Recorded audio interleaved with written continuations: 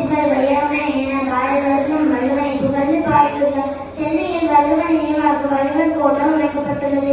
முக்கடை சங்கமிக்கு இந்தியாவின் தேன்கொடியான கன்னியாகுமரியில் 133 அடி உயரமுள்ள திருவள்ளுவர் சிலை அவரை நினைவாக தமிழக அரசு நிறுவியுள்ளது. திருக்குறள் ஆயிரத்தி 333 அவரது நினைவாக தமிழக அரசு நிறுவியுள்ளது.